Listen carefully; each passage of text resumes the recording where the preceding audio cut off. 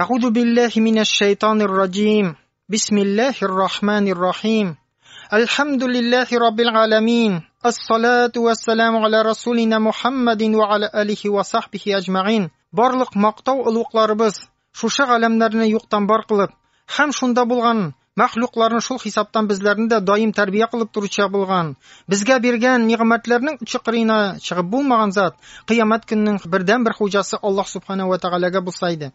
Һәм дә безләргә туры юлны күрсәтүче Коръән Кәрим китабын китерүче, шул сүзләрне безгә җиткереп, шуңа муафиq рәвештә яшәүне яшәп күрсәткән, шушы юлларда бихисап җәбер зулымнар, кимсетүләр, хаксызлыклар күрсә дә безнең өчен иң күркәм әхлак әдәп сыйфатларына үрнәк булып калган зат, безнең өчен иң сөйкле булган зат, сөйкле пәйгамбәрбез Мөхәммәд Мустафа саллаллаһу алейхи ва салламның рух шарифына, аны чиксез яратудан барлыкка килгән салават шарифаларыбыз даим ирешеп торса иде. Шулай ук дуа сәламнәребез пәйгамбәрнең әһле бәйтенә, сахаба кирамнарына, барча әнбия һәм мөрсәлиннәргә, кыямәткә чаларга изгелектә яручыларның рух шарифләренә, шулай ук һәрберебезнең мөселман кардәшләрем дуа итеп ятучы, без дуа тиешле булган барча арвахларыбызның рух шарифләренә ирешеп, алар да шатланып, сөенеп бездән разый булып ятсалар иде. Без үткән вагазларыбызда, шушы Рамазан аена кагылышлы вагазларыбызда Рамазан аеның бәрәкәте турында сөйләштек.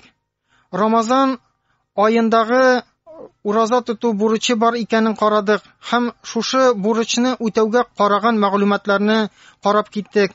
Инде мөселман кардәшләрем, бүген инде өстәмә эшләрне карыйк. Ягъни алар мәҗбүри түгел, ләкин буларны кылу безнең өчен бик тә кирәк. Безнең уразабыз кабул булсын өчен һәм дә Аллаһ Тәгаләгә тагын да якынаю өчен ирекле, ләкин безнең өчен кирәк булган мөһим эшләрне дә карап китик. Абу Хурайра разыяллаһу анһудан риваят ителә, Пәйгамбәрбез саллаллаһу алейһи ва саллям әйтте: "Бийек Аллаһ Тәгалә әйтте ди, минем кулымнан миңа якынаярга мөмкин булган иң кулай эше ул фарыз гамәлләре" диде. Мин фарыз гамәлләрне иң күп яратам диде. Өстәмә ирекле булган гамәлләр белән кулым миңа таба якыная диде. Һәм бер вакыт мин аны ярата башлыйм. Әгәр дә инде мин аны яратсам, мин аның ишетә торган колагы, күрә торган күзе, тота торган кулы, йөри торган аягы булам диде. Әгәр дә ул миннән нәрсә булса да сораса, мин аңа аны бирәчәкмен. Әгәр дә ул миндә саклану сораса миннән, мин аңа аны бирәчәкмен диде. Һәм миңа иң авыры диде, шушындый мин яраткан кулымнан үлемне теләмәгәндә аның җанын алу диде. Субханалла, нинди хәерле безнең өчен хәбәрләр. Ягъни Аллаһ Тәгалә үзе әйтә: "Бәндәм фақат фарыз гамәлләрне үтәп, ягъни буйсынып, харамнардан тыелып кына миңа якынаялам" диде. Кайбер кешеләр әйтә: "Мин изге кеше, мин бернинди начарлык та эшләмим ди, мин бернинди гөнаһ та эшләмим ди." Ягъни ул үзенчә үзенең тормышын, гамәлләрен яхшы дип бәяли. Ләкин Аллаһ каршында хисап икенче төрле. Аллаһ каршында иң саваплы, иң изге гамәлләр ул фарызларны үтәп, харамнардан тыелу. Һәм дә Аллаһ каршында иң зур гөнаһ булып тора ул шушы фарызларны үтәмәү, харамнардан тыелмау. Ягъни намаз укымау иң зур гөнаһ Аллаһ каршында. Шуңа күрә кем намазын укымый, кем уразасын тотмый, харамнардан тыелмый, ул Аллаһ каршында иң зур гөнаһ эшләп яшәгән бәндәләрдән булып хисап кылына. Бәлкем ул бәндәләр арасында яхшы күркәм әхлак әдәпкә дә иядер, бәлкем ярдәм дә итәдер җир йөзендә, бик яхшы кешеләр арасында кешедер, ләкин Аллаһ каршында безнең гамәлләребезнең бәясе икенче төрле. Шуңа күрә Аллаһ Тәгалә әйтте: "Бәндә фақат шушыларны үтәп кенә миңа якыная ала" диде. Инде шуннан тыш өстәмә гамәлләр белән, ягъни безнең өстә бурыч түгел, ирекле булган гамәлләрне күп итеп кылып, бәндә миңа якыная һәм бер вакыт мин аны ярата башлыйм диде. Канәгать кенә түгел, фарызларны үтәмәү, мин аны ярата башлыйм диде. Һәм Аллаһ Тәгалә әйтте: "Мин аның ишетә торган колагы, күрә торган күзе, тота торган кулы һәм йөри торган аягы булам" диде. Һәм ул дуа кылса миннән сорап, мин аңа бирәм. Миннән яклау сораса, мин аны яклаячакмын диде Аллаһ Тәгалә. Ягъни Аллаһ Тәгалә менә шул дәрәҗәгә ирешсәк, Аллаһ ярата башлый, безнең тормышыбыз җиңеләя. Чөнки Аллаһ Тәгалә безнең күзебезне үзе пәрдә куеп, шушы тирә-яктагы безне гөнаһка этәрүче харам күренешләрдән Аллаһ үзе саклый. Күрмисең син аны, сизмисең, сиңа ул тәэсир итми башлый. Һәм харам тавышлар, начар безне азгынлыкка җибәрә торган тавышлар да безнең колакларыбызга тәэсир итми башлый. Күңелебезгә тәэсир итми, хисләр кузгатмый, безне гөнаһка этәрми. Шулай ук кулларыбыз да харам әйберләрне тотмый, Аллаһ үзе саклый. Аякларыбыз да харам җирләрдә йөрмәячәк, Аллаһ үзе саклый. Күпмәгә Аллаһка якынаерга безгә мөмкинлекләр арта. Инде мөселман кардәшләрем, шушы нәфил гамәлләрен, ягъни ирекле булган гамәлләрне әлбәттә без үтәргә тырышырга тиешбез тормышыбызда. Фарызларны үтәгәннән соң әлбәттә. Чөнки иң беренче дәрәҗәдә бу фарыз гамәлләр харамнардан тыелу. Буларны үтәмичә ниндидер нәфил гыйбадәтләр кылып, ирекле садакалар биреп, син закат садакасын, фитр садакасын чыгармыйсың, анда җомга сайын ниндидер садакалар бирәсең, бу әлбәттә дөрес түгел. Иң беренче өстә булган бурычларны төшерергә кирәк. Аннан соң гына шушы ирекле нәфил гамәлләрне без кылырга, омтылырга тиешбез. Чөнки безнең бөтен яшәешебезнең максаты Аллаһ Тәгалә ризалыгына ирешү, Аллаһ Тәгаләгә мөмкин хәтле якынаю һәм инде мөмкин икән Аллаһның сөйекле кулына әйләнү. Шул вакытта гына без бу дөньяда да бәхетле һәм ахиратта да Аллаһ Тәгаләнең рәхмәтендә, ризалыгында булабыз. Инде шушы ирекле гамәлләрнең шушы Рамазан айыны өчен кагылганнары да бар. Без әлбәттә башта шуларны карап китик. Моның беренчесе бу сухур ашау. Ягъни шушы таң атканчы ризык белән ашап уразага керү, бу нәфил гамәлләрдән. Анас бин Маликтән риваят ителә, Пәйгамбәр саллаллаһу алейһи ва саллям әйтте: "Таң атыр алдыннан ашагыз, чөнки бу ашауда бәрәкәт бар" диде. Ягъни Пәйгамбәр саллаллаһу алейһи ва саллям безгә әйтте: "Иртә белән ашамыйча калмагыз. Ашамыйча кирсәң дә уразан дөрес була." Ләкин без бит мөмкин хәтле шушы уразаларда Аллаһка якынаерга, күбрәк савап эшләргә телибез икән, Пәйгамбәр саллаллаһу алейһи ва саллям әйтә: "Ашарга тырышыгыз, ашагыз, чөнки монда бәрәкәт бар" ди. Монда савап та бар, бәрәкәт дигәндә безнеге файдасы да бар шушы ризыкның. Без аңламаган бик күп монда хикмәтләр бар. Әлбәттә без моны шушы үзебезне матур итеп иртә белән турып, әзерләнеп, ашап, эчеп керергә. Бүген инде кайбер вакытта инде ара шу хәтле якын, кич белән ашыйбыз да, тәравихка төшеп китәбез, кайтабыз да тагын бәлким чәй ичеп куябыз да, ашыйсы да килмәскә мөмкин иртә белән. Шуның белән дә керергә мөмкин. Ләкин без сөннәткә омтылырга тиешбез, мөселман кардәшләрем. Монда ашауның күләме мөһим түгел. Монда шушы гыйбадәтне бер билгеләп кую мөһим. Инде бу иртәнге ашау Мөхәммәд саллаллаһу алейһи ва саллямның уммәтенең бөеклеге. Ягъни айырып туручы бер гыйбадәт. Һәм дә шушы безнең Мөхәммәд саллаллаһу алейһи ва саллямның уразасын башка элекке кавымнарның уразасына айырып туручы гамәл. Пәйгамбәр саллаллаһу алейһи ва саллям бер хадисендә әйтте: "Сезнең иртә белән ашап уразага керүегез, сезнең уразагызны башка китап әһелләренең уразасына айырып тора" диде. Ягъни бу саваплы эшне, шушы бәрәкәтне Аллаһ Тәгалә Мөхәммәд саллаллаһу алейһи ва саллям уммәтенә бүләк итеп бирде. Пәйгамбәрбез саллаллаһу алейһи ва саллямның сөннәтендә килгәнчә, шушы иртәнге ашауда иң хәерлесе кипкән финиклар ашау. Ягъни без иртә белән ярар шушы сөннәткә ияреп ашарга ниятләдек ди. Һәм дә тагын да күбрәк бәрәкәткә һәм дә савапка ирешергә теләсәк, без мөмкин икән кипкән финик ашап куярга. Монда инде килограммлап ашау түгел. Менә бу саваплырак, менә бу файдалырак, монда бәрәкәт бар дип бер финик кавып куй. Аннан соң әзерләгән ризыгын аша. Менә шушы мөһим, аны шушы сөннәтне бер тамгалап куеп билгеләү. Абу Хурайрадан риваят ителгән бер хадистә әйтелә, Пәйгамбәр саллаллаһу алейһи ва саллям әйтте: "Иманлы кешенең таң алдыннан ашарга мөмкин иң хәерле ризыгы ул кипкән финик" диде. Димәк, Пәйгамбәр саллаллаһу алейһи ва саллямның шушы хәбәре безгә җитә, иртә белән шушы финик белән ашауны башларга. Икенче бер җирдә бер хадистә Пәйгамбәр саллаллаһу алейһи ва саллям әйтте: "Иртәнге ашау бәрәкәтле. Шуңа күрә аны ашамыйча калмагыз. Һәм сезнең кайберләрегез бер генә йотым су булса да ичеп шушы сөннәтне үтәсен" диде. Чөнки Аллаһ Тәгалә һәм фәрештәләр бәрәкәт теләп тора, кем иртә белән ашый диде. Ягъни бер бәрәкәт, әгәр дә без иртә белән шушы шартларны үтәсәк, бу хадискә күрә Пәйгамбәр саллаллаһу алейһи ва саллям белдерде, Аллаһ Тәгалә һәм махсус билгеләнгән фәрештәләр шушы иртә белән ашаган шушы сөннәтне торгызган кешегә бәрәкәт тели, дугада тора.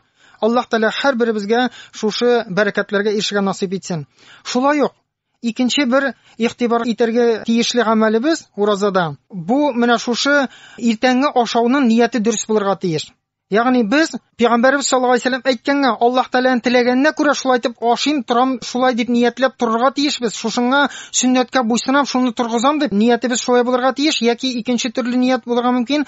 Юк, торыйм, ашыйм, әйбәтләп, нык итеп ашыйм, ураза тотарга көчем булсын, изгелекләр кылырга көчем булсын, Аллаһның ризалыгына ирешергә көчем булсын дип, шундый яхшы ният белән без иртәнге ашауны башкарырга тиешбез. Бу да шушы сөннәт булып тора. Һәм дә шушы иртәнге ашауга карата тагын бер мәгълүмат, без аны мөмкин хәтле шушы ашауны иртәнге намазга таба кичектерергә тиешбез. Мөмкин хәтле иртәнге намаз алдыннан без аны ашарга тырышырга тиешбез, чөнки Пәйгамбәрбез саллаллаһу алейһи ва саллям шулай кылды. Анас бин Маликтан риваят ителә, ул сөйләде, Зайд бин Сабит әйтте ди. Бер вакыт без Пәйгамбәрбез саллаллаһу алейһи ва саллям белән таң атыр алдыннан сәфәргә чыктык ди. Һәм дә ул торды да намаз укыды ди. Мин сорадым ди.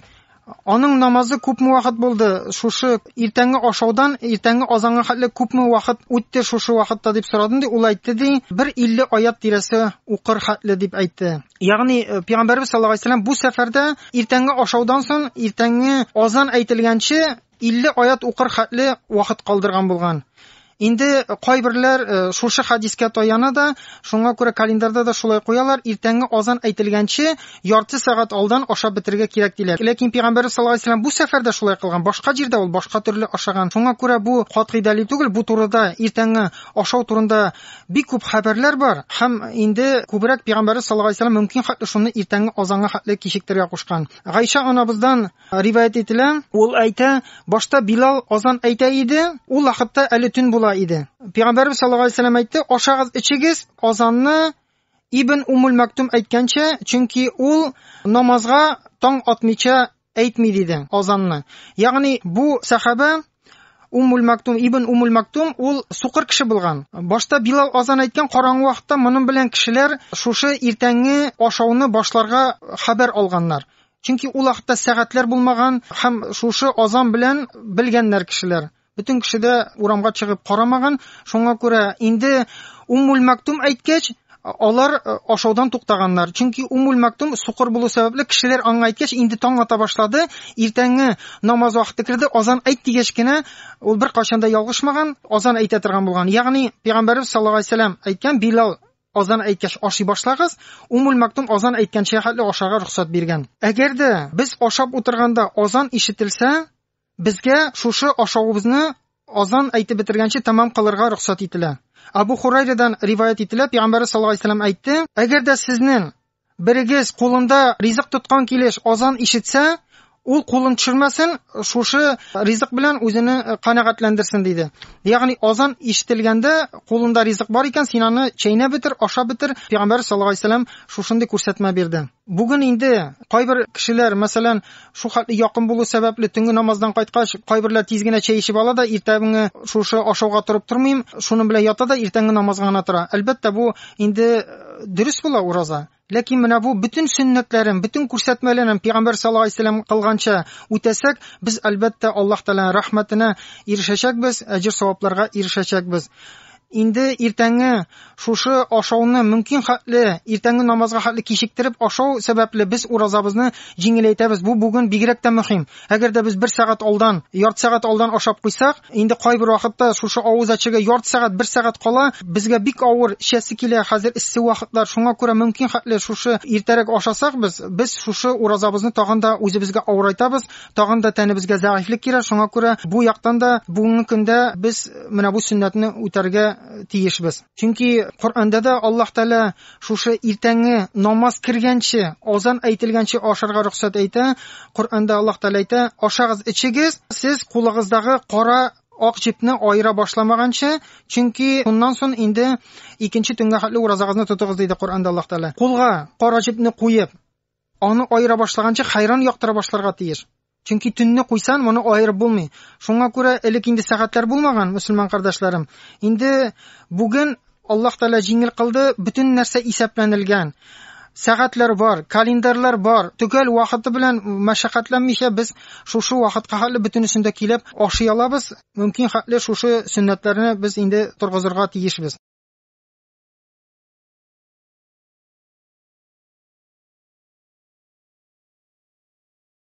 Шулай ук мөселман кардәшләрем, бу айны бик тә саваплы гамәлләрдән, мөмкин үтәргә тырышырга тиешле гамәлләрдән бу инде иртә авыз ачуда тора. Пәйгамбәр саллаллаһу алейһи вәсәлламнән сөннәтеннән күренгәнчә, кояш баю белән без авызны ачарга тиешбез. Инде без моны кояшка карап та билгели алабыз, ләкин бүгенге көндә һәр җирнең вакыты календарларда язылган, сәгатьләребез кулда, монда да мәшәкатьләнмичә без шул вакытның төгәл кергәнен күзәтә алабыз. Пәйгамбәр саллаллаһу алейһи вәсәлләм бер хадисендә әйтте, җир йөзендә кешеләр авыз ачу белән ашыгалар, алар бәрәкәттә Аллаһның рәхмәтендә булачаклар диде. Икенче бер җирдә кутси хадистә әйтелә, бөек Аллаһ Тәгалә әйтте ди: "Минем кулларым арасында минем иң яратканнары шулар, кемнәр авыз ачу белән ашыга" диде.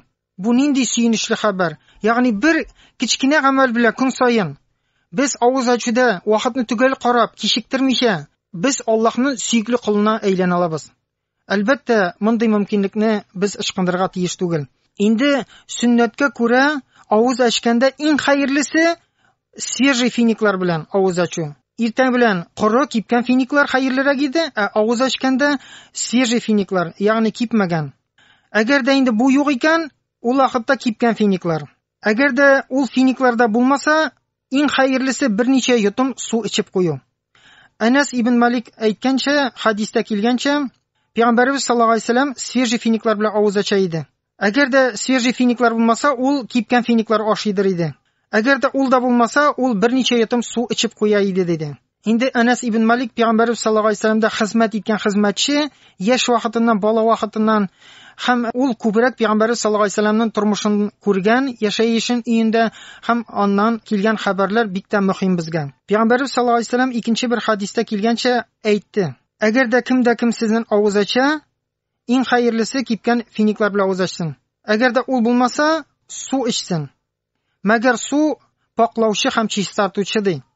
Дөрестән дә, әгәр дә без көне буе ураза тотканнан соң, ашказаннарыбыз бушаганнан соң, беренче шушы чиста пак су içеп куйсак, ул безнең тәнебезне чистарта, içебезне чистарта, чөнки хадистә Пәйгамбәр саллаллаһу алейһи вәсәлләм суның сыйфатын шулай диде. Су белән әчегез, чөнки ул сезне чистартучы, паклаучы диде. Әгәр дә инде ураза тотучы суда таба алмаса, ул вакытта нинди ризыгым бар, шуның белән Аллаһ рөхсәт иткән хәләл ризыкның һәрберсе белән авыз ачырга була. Әгәр дә инде шундый булырга мөмкин, мәсәлән, син сәфәрдә бер нәрсәндә юк, ул вакытта без инде күңелебез белән менә шушы вакытны көтеп алып, авыз ачу вакыты кергәч, тукта кайткач ярар әчермен дип түгел, без шушы вакытны билгеләп үтәргә тиеш. Уразам тамам. Мин уразамнан чыктым дип, без шушы сөннәтне шулай үтәргә тиешбез. Шулай итеп Аллаһның ризалыгына ирешергә тиешбез. Һәм шулай ук шушы авыз ачканда бик тә мөһим безнең Аллаһ Тәгаләгә дугалар кылуыбыз. Бер хадистә риваят ителгәнчә Пәйгамбәр саллаллаһу алейһи вәсәлләм әйтте: "Авыз ачышының авыз ачканда кылган дугасы кире кагылмый" диде. Әлбәттә без бу дөньяда бик күп дугалар кылабыз. Аллаһ Тәгаләгә бик мохтаҗбыз, дугаларыбызның кабул булуын телибез. Ләкин күп вакытта ниндидер сәбәпләр, шушы кимчелекләребез булу сәбәпле, гөнаһларыбыз булу сәбәпле дугаларыбыз кабул булмаска мөмкин. Менә шундый вакытлар бар, Аллаһ Тәгалә билгеләгән. Күркәм вакытлар бар, Аллаһ Тәгалә безгә нигъмәт итеп бирде. Кыл шул вакытта торып. Төнне вакытлар бар. Менә Рамазан аенда ул дуга кабул була торган вакыт һәм бигрәк тә авыз ачканда кабул була. Файдалан, шушы вакытта ашыкма. Бер су йотып куй да, bir 5 minut, 10 minut рәхәтләнеп дуга кыл. Үзең өчен, ахиратың өчен, балаларың өчен, уммәтең өчен, илең өчен. Ашыкмыйча шушы дугаларны кабул кыл. Мәгәр Аллаһ Тәгалә вәгъдә кылды, бу вакытта кулның дугасын кире кайтармый, кабул итә. Инде хадисләрдә күренгәнчә, Пәйгамбәрбез саллаллаһу алейһи вәсәлләм мәсәлән шундый дуга кылган: "Я Раббым, мин синең өчен ураза тоттым һәм авызыңны син биргән нигъмәт белән әчәм" дип дугада итә торган булган. Икенче бер җирдә әйтелә: "Шулай ук мөселман кардәшләрем, шушы Рамазан аенда ирекле булган, ләкин бик зур савапка китерә торган гамәлләрдән булып тора бу изге гамәлләр кылу. Мәсәлән, Коръан уку, Аллаһны зикр кылу, аңа дуга белән мөрәҗәгать итү, өстәмә нәфил намазлар уку, садакалар тарату, мискин фәкыйрьләргә ярдәм итү." Пәйгамбәр саллаллаһу алейһи вәсәлләм бер хадистә әйтте: "3 кешенең дугасы кире кагылмый" диде. Ураза тотучы авыз ачканда кылган дуга кире кайтарылмый. Икенчесе хаклыкта булган имамның һәм дә рәнҗетелгән кешенең дугасы диде. Аларның дугаларын Аллаһ Тәгалә Bulutlар üstüne күтәрә һәм алар арасында күк ишекләре ачыла. Шул вакытта Аллаһ Тәгалә әйтә диде: "Үземнең бөеклеге белән ант итеп әйтәм, мин сиңа һичшиксез ярдәм итәчәкмен, бәлкем әзрәк соңарып булса да", дип әйтер диде. Ягъни 3 кешенең дуасы монда бик тә игътибарлы булырга кирәк. Өчесе дә мөһим мөселман кардәшләрем. Беренчедән, ураза тотучының дуасы кире кайтарылмый диде. Шуңа күрә үзебез бу вакытны мөмкин хәтле үзебезгә файда белән дуа кылып үткәрергә тиешбез. Шуңа күрә ураза тотучы кешеләргә изгелекләр эшләп, авызлар ачтырып, аларның дуаларын үзебезгә карата кылдырырга була. Һәм дә иң мөһиме, бүген инде моңа игътибар ителми.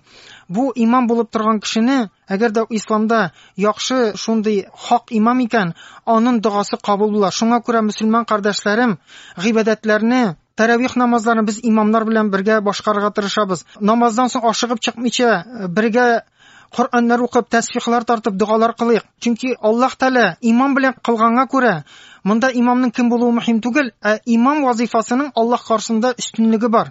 Имам кылгандыгы кабул була. Шуңа күрә мөселман кардәшләрем, бергә җыйналып, имам белән гыйбадәт кылырга кирәк. Таравихка да карата бит шундый сөенечле хәбәр әйтте Пәйгамбәрбез саллаллаһу алейһи ва сәллям: "Кем шушы кичке намазларны, таравих намазларын һәм витр ваҗибләрне имам белән укып, ахырга хәтле имам белән була", диде, ул кеше төне буе намаз укып чыккан кеше шикелле була, диде. Ягъни Аллаһ Тәгалә бу намазларны өйдә дә укырга була кайдадыр. Ләкин имам белән, имам җитәкчелегендә шуларны башкарса, мәчеткә барып монда имам белән укыса, Аллаһ Тәгалә шуның өчен, имам белән укыган өчен, бергә җәмәгать белән булган өчен, Аллаһ Тәгалә калган төнне без йоклап үткәрсәк тә безгә иншалла әҗр савап белән бирә.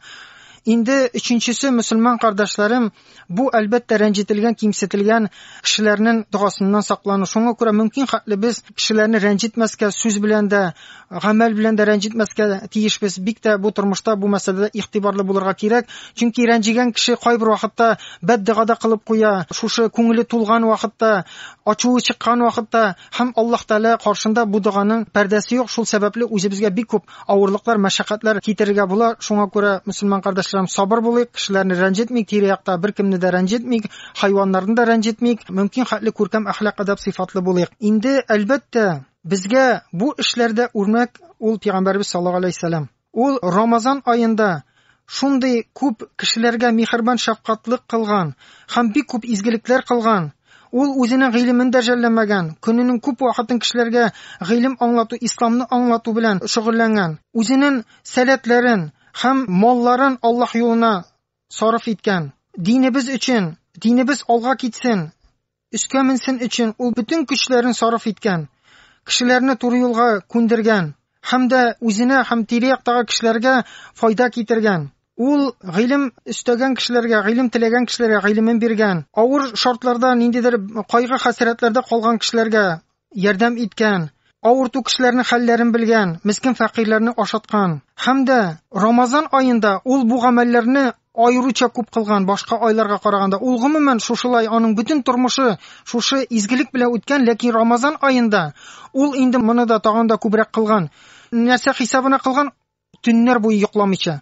Төннәрендә йокыларын киметеп, ашау вакытлары инде ураза тоткач шушы буш кала. Ул бүтән шушы вакытларны төннәрендә йокыларын калдырып, тагын да күбрәк изгелек кылган. Чөнки башка айларында Пәйгамбәр саллаллаһу алейһи ва сәллям мөмкин булган бүтән буш вакытны шушы изгелектә үтәргән. Рамазан аенда йокысы хисабына һәм башка үзенә кирәкле булган эшләрне калдырып, шушы изге гамәлләрдә булган. Ни өчен ул булай кылган? Чөнки бу ай Аллаһ Тәгаләнең бәрәкәтле ае. Һәм дә бу айны әйткәнебезчә кылган изгелекләргә әҗр саваплар бик күпкә арттырылып бирелә. Һәм дә күп кенә мөселманнар гыйбадәт кылу сәбәпле ниндидер ярдәмнәргә мохтаҗ. Шуңа күрә ул инде шушындый мөселманнарга гамәл гыйбадәттә булган ярдәм иткән мөмкин хәтле. Пәйгамбәрбез саллаллаһу алейһи ва сәллям изгелектә һәм күркәм әхлак адаб сыйфатларында безнең өчен иң күркәм үрнәк. Башка җир йөзендә булмаганда һәм киләчәктә мондый кеше булмаячак та. Һәм ул үзенең сахабаларында Аллаһ каршында ничек гамәл кылырга, бурычларны үтәргә, һәм дә тирә-яктагы мәхлукларга карата бурычларны ничек үтәргә, ул бөтенесен камил рәвештә өйрәткән һәм күрсәткән. Һәм шушы гамәлләрдә үзе беренче үрнәк булган. Һәм шулай ук аның шушы Рамазан аенда гыйбадәттә тагын да күп булуы безнең өчен тагын бер үрнәк. Без әлбәттә аңа иярергә тиешбез. Шушы пәйгамбәрнең сөннәтенә омтылырга тиешбез. Рамазан аен ул ничек үткәрде? Без дә шулай үткәрергә тиешбез. Шушындый авыр гамәлләр белән сынауларны үтеп кенә җәннәткә ирешергә була. Абу Хурайра разыйаллаһу анһудан риваят ителгәнчә, бер вакыт Пәйгамбәр саллаллаһу алейһи ва саллям сорады бездән ди: "Сезнең кайсыгыз бүген уразада?" Абу Бакр әйтте ди: "Мин." Ул яңадан сорады: "Кем сезнең бүген җиназада катнашты?" Яңадан Абу Бакр: "Мин" диде. Ул яңадан сорады: "Кем сезнең бүген фәкыйрне ашатты?" Яңадан Абу Бакр: "Мин" диде.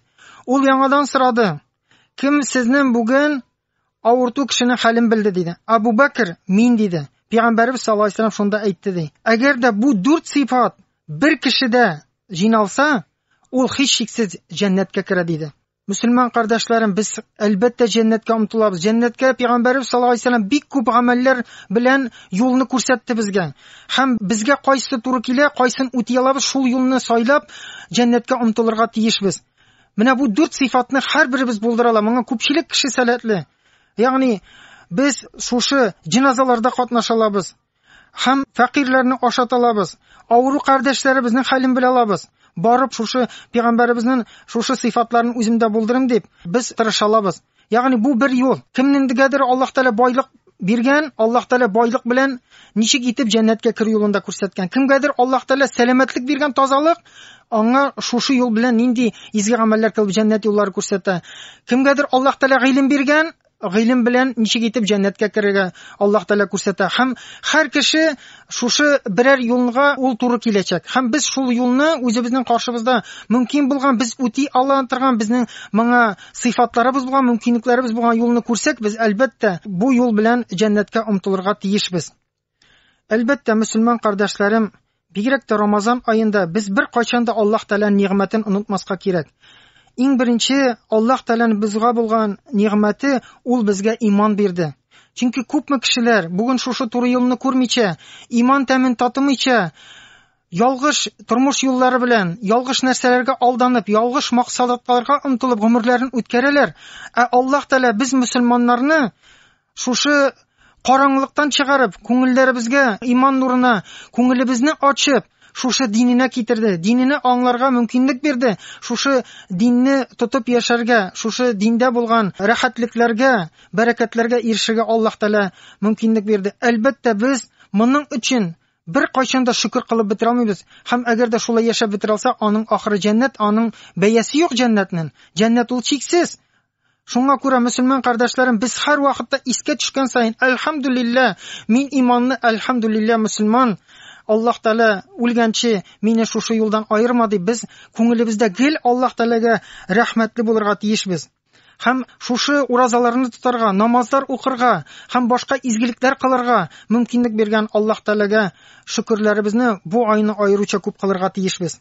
Һәм кайбер кешеләр инде шушы нигъмәтләрдән читтә, кемнәрдер бу айга ирешмичә үлеп киткән, кемнәрдер инде авырту сәбәпле кайбер гыйбадәтләрне кыла алмыйлар тиешле дәрәҗәдә, кемнәрдер аны әйткәнемчә адашып йөри, күрмичә. Шуңа күрә Аллаһ Тәала һәрберебезгә нинди мөмкинлек бирде, нинди гамәл гыйбадәт кылырга мөмкинлек бирде, һәрберебез шуның өчен Аллаһ Тәаләгә рәхмәтле. Һәм әлбәттә, мөселман кардәшләрем, безнең уразаларыбыз кабул булсын, һәм без теләгән бәрәкәтләргә, нигъмәтләргә, Аллаһ Тәала тарафыннан биреләчәк бүләкләргә ия булу өчен без әлбәттә бу нәфил гамәлләрендә торгызырга тиешбез, сөннәтләрне торгызырга тиешбез. Уразага кагылышлы фарызларын гына үтәп түгел, өстән генә ул вакытта ул безнең өстән буларак бурыч кына төшә. Фарызларын гына үтәсәк, нәфилләре белән без шушы әҗр-савапларга ирешәбез иншалла. Шуңа күрә без мөмкин хәтле шушы ирекле гамәлләрне дә үти алганнарын үтәргә тырышырга тиешбез.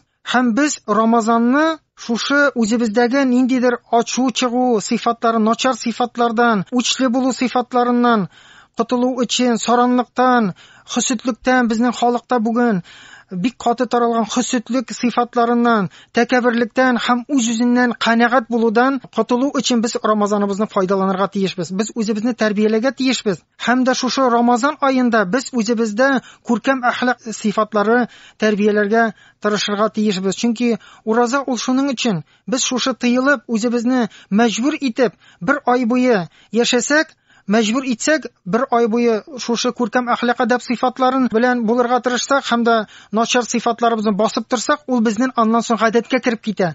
Башта аны басып, мәҗбүр итеп эшлисең, аннан соң синең гадәтеңә әйләнә. Шуңа күрә Рамазан моның өчен иң кулай вакыт. Рамазанда Аллаһ Тәгаләнең ярдәме бар моның өчен. Рамазан шуның өчен бирелгән бүләк итеп, һәм әлбәттә без шушы нимәттән файдаланырга тиешбез.